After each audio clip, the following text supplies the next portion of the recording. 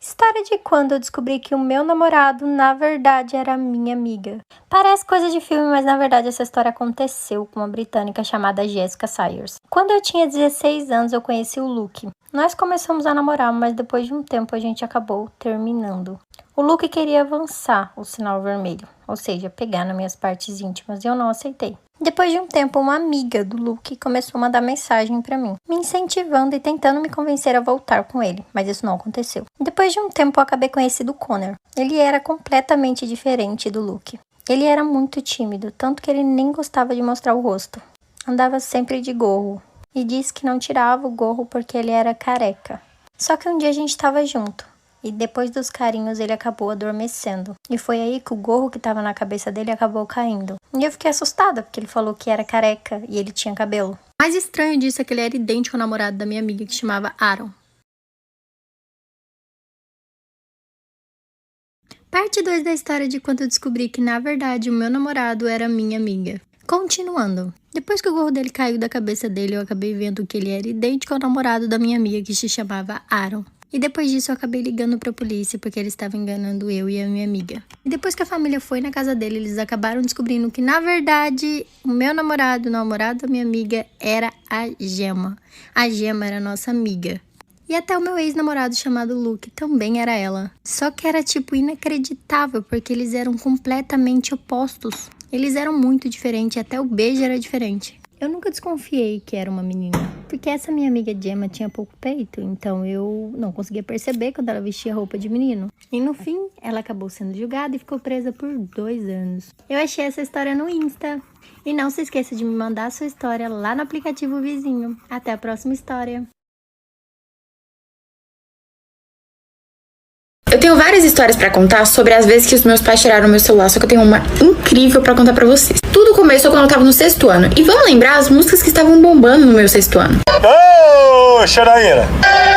Xanaína! Xanaína! E eu tinha 10 pra 11 anos de idade e as músicas são bem pesadas. Nunca fui escutar funk, só que aí comecei a escutar MC Lan e virei revoltada. Comecei a tirar foto mandando dedo do meio, tipo, mandava uns palavrão do nada pras pessoas. Eu via todo mundo na minha escola cantando essas músicas, eu achava o máximo. Sabe aqueles ônibus que você faz uma festa dentro do ônibus e ele fica rodando na cidade? Eu fui numa festa dessa de um amigo meu e gravei vários vídeos cantando muita música pesada. Passou um tempo, meu pai pegou o meu celular. Só que ele não pegou meu celular pra poder olhar ele pegou pra poder colocar pra carregar pra mim. Só que aconteceu que ele resolveu olhar meu celular. No dia seguinte ele não me devolveu meu celular. Cheguei da escola e ele falou que a gente ia pra casa da minha mãe conversar. Parte 2. Um fato que eu esqueci de falar na primeira parte. Assim que eu cheguei da minha escola, meu pai começou a me perguntar qual era o meu estilo musical favorito. E não passou pela minha cabeça que ele tava me perguntando isso porque ele sabia que eu tava escutando funk. Mas enfim, aí ele chegou, né, de noite e falou que a gente ia pra casa da minha mãe. Meus pais são divorciados e eles nunca se encontram. Então eu sabia que era uma coisa muito séria. No fundo eu sabia sim que envolvia meu celular porque eu não tinha pegado nele, gente. Entramos no carro. Do carro até a casa da minha mãe, eu não falei um A. Eu não abri a boca. Eu fiquei com medo de respirar. Eu sabia que eu tinha feito merda e eu não queria deixar ele mais decepcionado ainda. Chegando na casa da minha mãe, ele começou a me mostrar vídeo de pastor tirando demônio do corpo das pessoas. Ah, pronto, meu pai, acho que eu tô com demônio no corpo. Minha mãe tava calmíssima. E meu pai tava, tipo, lá, mostrando um monte de coisa. Depois ele só pegou o meu celular do bolso, assim, e falou, isso daqui. Gente... Aí foi mostrando vídeo, foi mostrando áudio, foi mostrando foto. Não tinha nada de nudes, tá? Só mostrando dedo do meio, coisa assim. Fiquei 1 ano e meio sem celular, meu pai não deixava eu fazer quase nada. E, tipo, eles meio que perderam confiança em mim. Só pra avisar que eu mudei meu estilo musical e também a minha personalidade.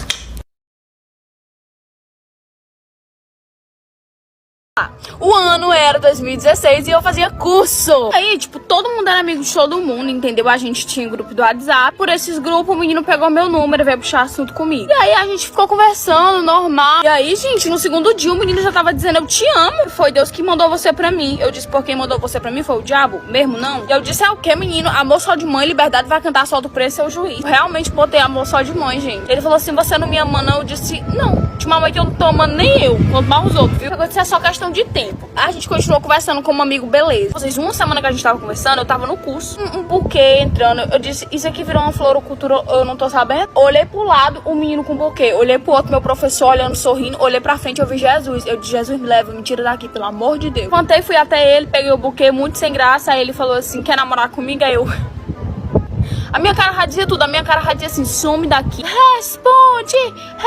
Eu disse um aham. Quando eu cheguei em casa, eu disse pra ele, eu não quero. Eu falei, aham, pra você não passar vergonha, mas eu não quero não. Aí ele disse, pois agora você vai ter que vir aqui em casa e dizer na minha cara que não quer. Aí eu fui na casa dele pra dizer na cara dele que eu não queria. Eu só não sabia que tinha ele e a arma me esperando. O dia que eu disse não para um pedido de namoro e quase fui morta, acompanhe o encerramento da trend. E aí cheguei lá, gente, muito empoderada, dizendo não vou querer mesmo, vou dizer na cara dele, meu corpo, minhas regras. Quando eu vi a arma, eu disse, o corpo é de Jesus, as regras é de Deus. Ele pegou e disse assim, diz na minha cara que não me quer mais. Eu disse, não quero mais. Aí ele pegou, abriu a guarda-roupa, a porta, né, do armário. Aí tava lá em cima do lençol, assim, a arma, assim, bem coisadinha. Aí ele disse que não me quer mais. Eu falei, vamos conversar. Relaxa, vamos conversar. Ele pegou a arma, segurou na mão, só que ele, em nenhum momento, ele apontou pra mim. Não vou dizer também o que o menino fez, né, pá, né, ele não se irá se ele assistir esse vídeo aqui. Bichinho, eu te perdoei. Não precisa ficar com raiva que eu tô contando. É uma história da minha... Tô citando teu nome? Tô falando teu nome, então não vem com palhaçada de querer ficar irritadinho por causa desse vídeo, hein? Eu peguei e disse, solta essa arma. Aí ele pegou e disse, não, você vai repetir. Eu disse, solta a arma. E ele, não, você vai repetir. Aí eu falei, solta a arma. Quando eu falei assim mais forte, aí ele engatilhou a arma. Adeus, mundo, boto cor de rosa. E aí, gente, ele com a arma na mão, né? Eu não ia dizer simplesmente, né, que eu não queria. Aí ele mandou repetir. Claro que eu não repeti, que eu tenho amor à minha vida. Eu disse, não, tá tudo bem, a gente conversa, a gente dá um jeito. Ele pegou a arma, jogou no canto da parede e disse, eu sabia que você me amava. Acho que aquele menino tem... Será que ele tá internado hoje em dia? Ou ele ainda tá solto? Peguei e disse, me dá só um dia pra eu ir pra casa e contar pros meus pais, porque eu era adolescente na época, né? Ele disse, claro que dou. O que, amor? Depois desse dia que eu fui contar pros meus pais, ele nunca mais me viu na vida. Que eu na volta no ônibus eu já liguei pra ele e disse, olha, não quero você. Entendeu? Foi tudo jogada de marketing pra não morrer. E ele pegou e disse, que história é essa? Você acabou de dizer que queria. Eu disse, pois é, né, amor? Uma pessoa com arma na mão, você diz tudo, né? E aí, quando eu cheguei em casa, bloqueei ele de tudo. Tô foragida até hoje. Ele vendo esse vídeo, com certeza ele vai dizer, ah, bichinho apareceu. Eu apareci não, viu? Pra você continuar sumida, pelo amor de Deus. Minha amiga foi comprar tecido aqui em São Paulo e a vendedora que estava atendendo ela começou a falar dela e rir da cara dela pra outra vendedora. A loja tava lotada, mas a minha amiga viu ela falando, é aquela de blusa vermelha, não vai comprar nada, olha a cara dela. Olha só, mas o absurdo continua nessa loja. Minha amiga escolheu um tecido e essa loja vende por quilo. Aí ela pegou, falou pra moça, olha, por favor, você pode tirar 1 quilo desse tecido? Aí essa vendedora que estava rindo dela falou assim, então, a gente só tira mais de 1 quilo. 1 quilo não pode. Aí a minha amiga falou assim, então tá, 1,1 kg.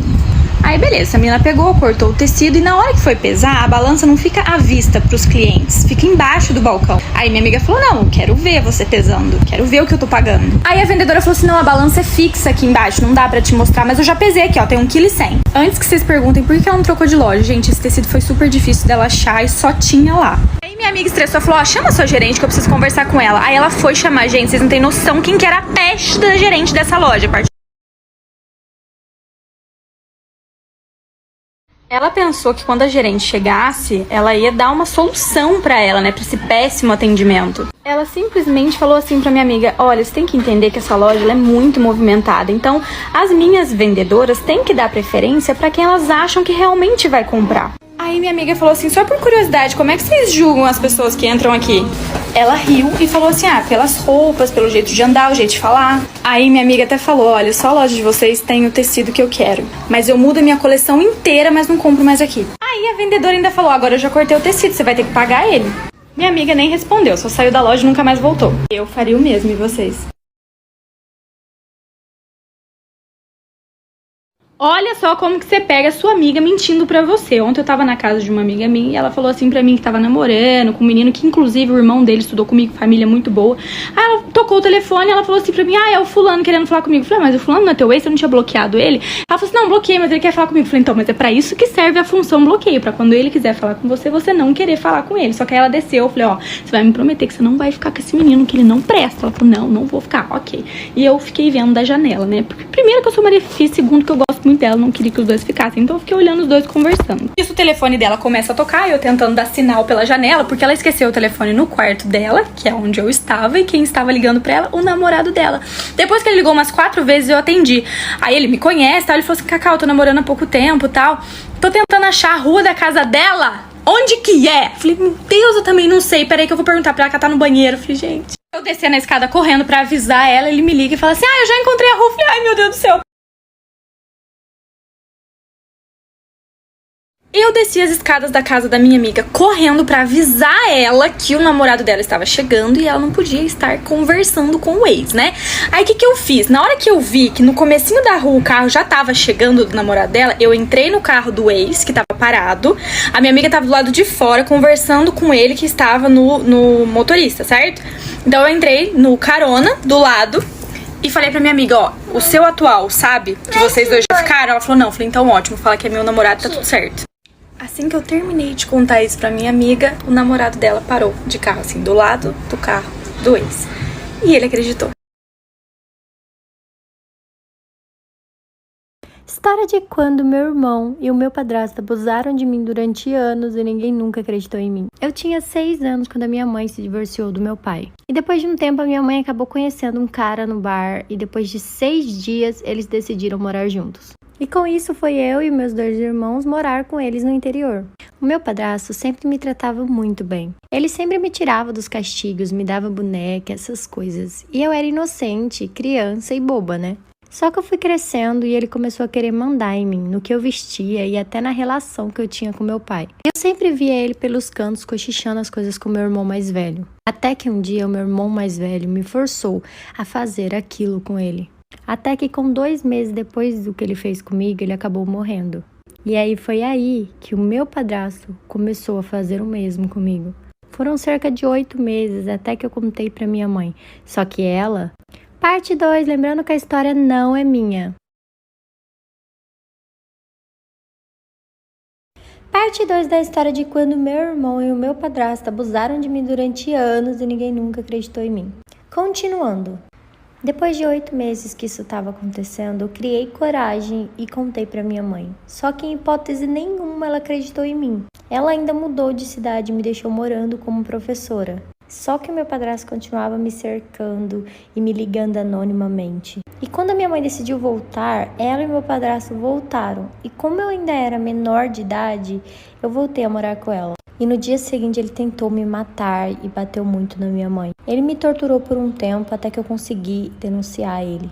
Mas, como sempre, a minha mãe se revoltou comigo e disse que era tudo mentira pros policiais. Até que no outro dia meu padrasto me bateu muito e eu decidi fugir de casa. E vim morar com meu irmão na outra cidade e tentar mudar a minha vida. Rapaz, teve um dia que era cerca mais ou menos de 8h30 da noite, eu tava assistindo Chiquititas. Repare só a merda. Eu era o tipo de criança que eu não gostava de Chiquititas, eu era doente por Chiquititas. Não perdia um episódio, ou seja, nada me fazia deixar de assistir Chiquititas. E minha tia tava com infecção urinária internada no hospital. Eu sei que não tem nada a ver com isso, mas repare. Minha tia ligou pra minha mãe pedindo um cobertor, porque lá no hospital onde ela tava internada não dava um cobertor nenhum, ela tava praticamente congelada. E aí minha mãe falou que ia levar, né? Onde é que eu entro nessa história? Minha mãe vira pra mim, eu lá vidrada olhando pra televisão. Ei, Sucena! Ô, menina! Ô, de acho ruim! Eu tô indo levar a coberta do tua tia. Tu quer ir ou vai ficar aí? Oh, meu Deus, eu vou ficar aqui. Eu não vou não. Vai ficar aí, né? Pois tá bom, não volto mais não, viu? Tá bom. Ó, não abre essa porta pra ninguém não. Só que aí, nessa hora que minha mãe ia saindo, me deu um estalo. Eu não sei o que foi. Olha. Rapaz, acho que nesse momento Deus virou pra mim e falou assim: minha filha, levante esta bunda do sofá e vá com tua mãe. Vá por mim, só vai. E aí do nada eu falei, eu me quer saber, depois eu vejo no YouTube a continuação. Levantei e fui com minha mãe. Meu irmão, você não tem noção da merda. Quando eu entro dentro do carro, que a gente tá subindo a ladeira, eu, meu pai, minha mãe e minha irmã, eu lá encostada com a cabeça no vidro, vejo 2 homens passando. Aí, meu amigo, meu apito pra vagabundo fez pi, pi, pi. Eu olhei assim e digo, gente, esses homens são mal encarados. Aí vai eles.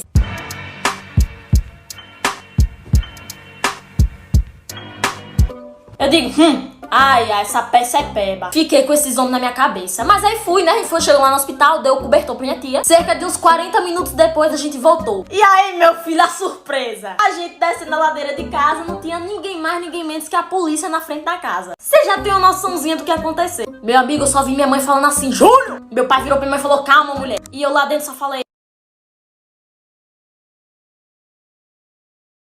Tivemos prova na faculdade e mais uma vez a minha professora só colocou na prova que ela não deu de sala. É uma maravilha.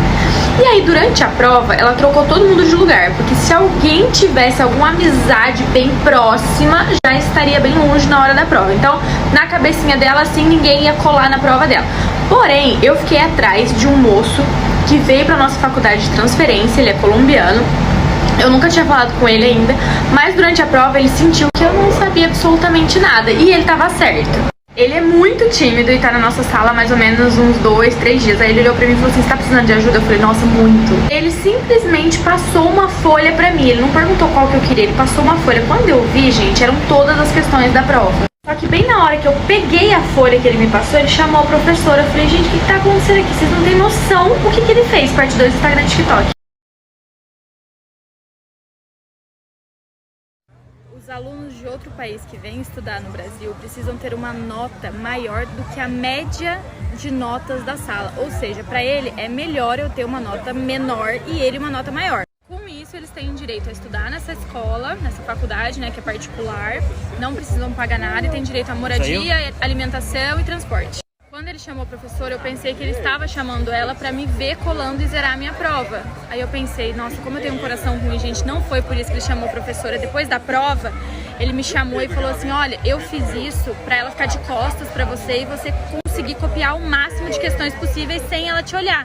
Ai, gente, eu fiquei com uma consciência muito pesada de ter pensado algo errado dele. A gente virou super amigos, tanto que na nossa formatura a gente tirou foto juntos. Ele já conheceu minha família, eu adoro ele e a família dele.